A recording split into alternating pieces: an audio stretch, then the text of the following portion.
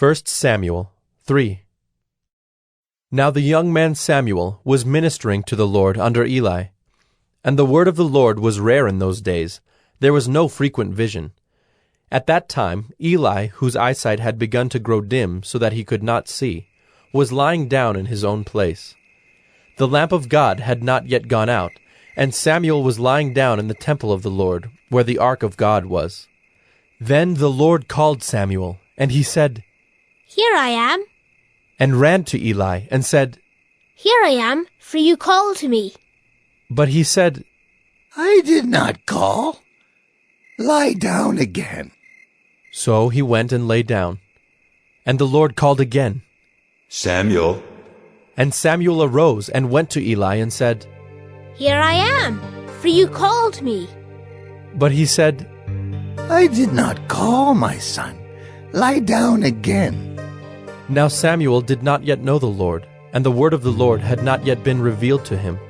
And the Lord called Samuel again the third time.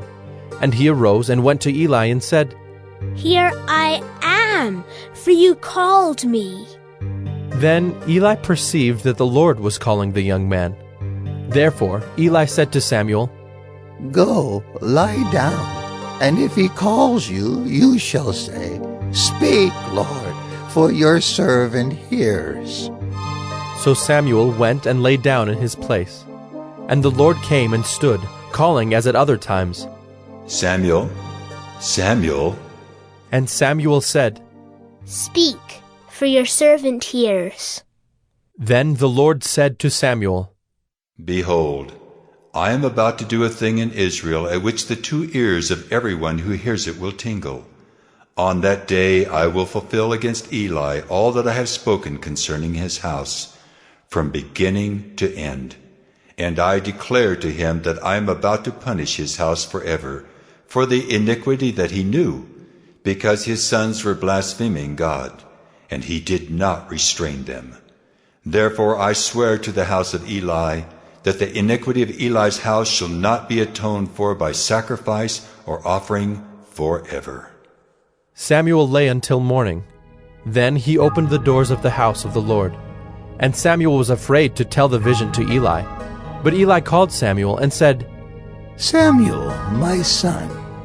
And he said, "Here I am." And Eli said, "What was it that he told you? Do not hide it from me. May God do so to you and more also, if you hide anything from me of all that he told you." So Samuel told him everything, and hid nothing from him. And he said, "It is the Lord.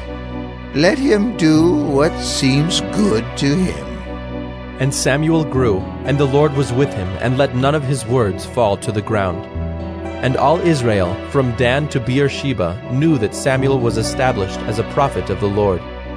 And the Lord appeared again at Shiloh, for the Lord revealed himself to Samuel at Shiloh by the word of the Lord.